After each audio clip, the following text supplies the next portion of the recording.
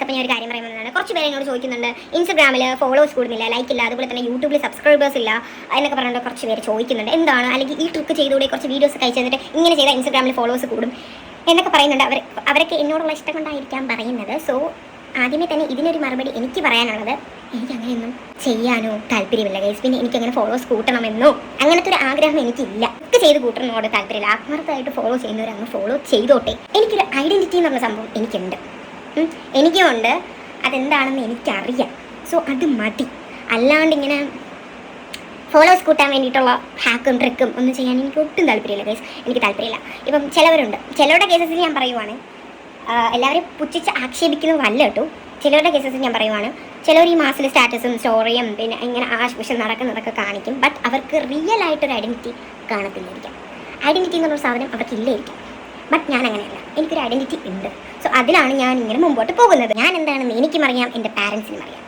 പിന്നെ ഐഡൻറ്റിറ്റി എന്ന് പറയുന്നത്, ഐഡൻറ്റിറ്റിയുടെ പവർ എന്ന് പറയുന്നത്, നമ്മൾ ചോദിക്കാതെ തന്നെ നമുക്ക് റെസ്പെക്റ്റ് എന്ന് പറയുന്ന സാധനം കിട്ടും. സാധാരണ ഈ റെസ്പെക്റ്റ് എന്ന് പറയുന്നത് അങ്ങോട്ടുണ്ടെങ്കിൽ ഇങ്ങോട്ട് കിട്ടത്തുള്ളൂ എന്നുള്ളൊരു സാധനമാണ്. പക്ഷേ ഈ ഐഡൻറ്റിറ്റി വെച്ചിട്ട് നമുക്ക് റെസ്പെക്റ്റ് കിട്ടും. That is the power of the identity.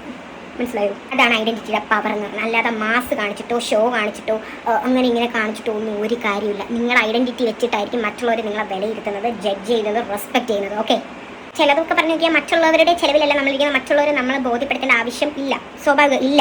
പക്ഷേ നമുക്ക് 4 ആളുടെ മുമ്പ് നമ്മൾ ഇറങ്ങി നിൽക്കണമെങ്കിൽ നമുക്കൊരു കോൺഫിഡൻസ് വേണം. ആ കോൺഫിഡൻസ് വേണമെങ്കിൽ ഐഡൻറ്റിറ്റി വേണം. ഐഡൻറ്റിറ്റി വേണമെങ്കിൽ ഒരു self respect, self love, self care, ഈ സംഭവങ്ങൾ 3 വേണം. ഓരോ ഘടകം നമുക്ക് ഉണ്ടെങ്കിൽ ലൈഫിൽ നമുക്ക് ഏത് പ്രതിസന്ധി വന്നാലും നേരിടാൻ പറ്റത്തുള്ളൂ. ഇതാണ് ഐഡൻറ്റിറ്റിയുടെ പവർ. ഇതൊന്നും ഇല്ലാത്തവർ കുറച്ച് ഫോളോവേഴ്സ് ഉണ്ടെന്ന് വെച്ചിട്ടോ, കുറച്ച് വീഡിയോസിൽ മാസ് കാണിച്ചെന്ന് വെച്ചിട്ടോ, 4 ആൾ കൂടെ ഉണ്ടെന്ന് വെച്ചിട്ടോ ഒന്നും കാര്യമില്ല. ഓക്കെ, അത് മനസ്സിലാക്കേണ്ടവർ മനസ്സിലാക്കൂ, അല്ലാത്തവർ അല്ലാതെ മുമ്പോട്ട് പോകൂ.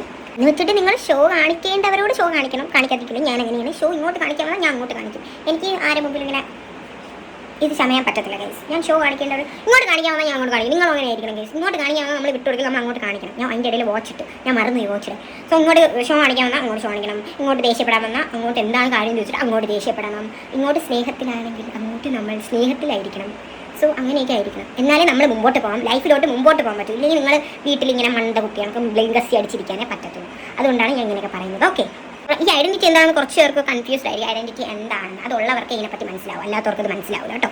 അപ്പോൾ എല്ലാവർക്കും ശുഭദിനം. എനിക്ക് എത്രയും പറയാനുള്ളൂ. ബൈ. പിന്നെ എല്ലാവരും ഹാപ്പി ആയിട്ടിരിക്കണം കേട്ടോ. Okay, by.